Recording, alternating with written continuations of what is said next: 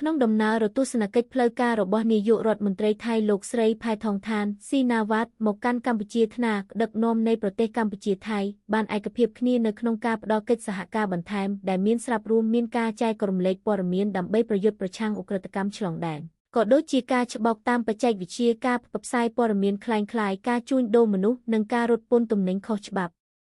សម្ដេចធិបតីហ៊ុនម៉ាណែតនាយករដ្ឋមន្ត្រីនៃកម្ពុជាបានគូសបញ្ជាក់អំពីសារៈសំខាន់នៃការរកសាងព្រំដែនមួយប្រកបដោយសន្តិភាពស្ថិរភាពដោយភាគីទាំងពីរបានឯកភាពគ្នាពង្រឹងកិច្ចសហប្រតិបត្តិការកងទ័ពពិសេសនៅតាមព្រំដែនកម្ពុជាក៏បានថ្លែងអំណរគុណនៅគោលនយោបាយរបស់ថៃដោយមិនអនុញ្ញាតឲ្យជនណាម្នាក់ប្រើប្រាស់ទឹកដីថៃដើម្បីជ្រៀតជ្រែកកិច្ចការផ្ទៃក្នុងឬធ្វើសកម្មភាពបង្កគ្រោះថ្នាក់ដល់កម្ពុជាហើយកម្ពុជាក៏អនុវត្តគោលការណ៍នេះដូចគ្នា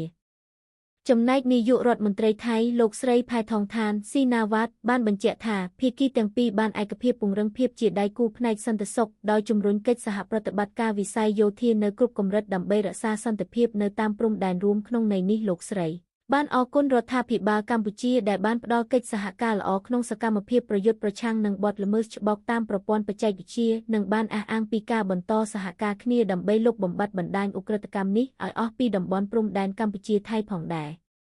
ពាក់ព័ន្ធការអភិវឌ្ឍតាមព្រំដែនភាគីទាំងពីរនឹងពន្លឿនការដោះមីននៅតាមព្រំដែននិងជំរុញកិច្ចសហប្រតិបត្តិការរវាងតំបន់សេដ្ឋកិច្ចពិសេសតាមព្រំដែនដោយនឹងបញ្ចប់ឲ្យបានលឿននៅកិច្ចព្រមព្រៀងដឹកជញ្ជូនទ្វេភាគីដើម្បីអនុញ្ញាតឲ្យយានយន្តឯកជនរបស់ពលរដ្ឋនៃប្រទេសទាំងពីរឆ្លងព្រំដែននាយករដ្ឋមន្ត្រីថៃលោកស្រីផែថងឋានរំពឹងថាពាណិជ្ជកម្មទ្វេភាគីនៃប្រទេសទាំងពីរនឹងកើនឡើងពី$10 ប៊ីលានដល់$15 ប៊ីលាន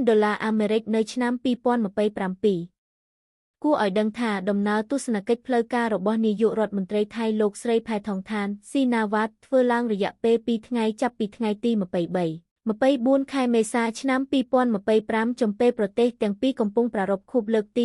725នៃទំនាក់ទំនងការទូតថ្ងៃដំបូងនៃដំណើរទស្សនកិច្ចកម្ពុជាបានចុះហត្ថលេខាលើកិច្ចព្រមព្រៀងនិងអនុរយោគយកគ្នាចំនួន7ជាមួយថៃមួយក្នុងចំណោមមកកិច្ចព្រមព្រៀងនិងអនុរយោគយកគ្នាទាំង7នាយករដ្ឋមន្ត្រីថៃបានលើកឡើងពីការរបំពុលលុបរាយការឆ្លងដែននិងពង្រឹងកិច្ចសហការប្រឆាំងនឹងការបំពុលភូមិ 2.5 តាមរយៈការផ្លាស់ប្តូរព័ត៌មាននេះ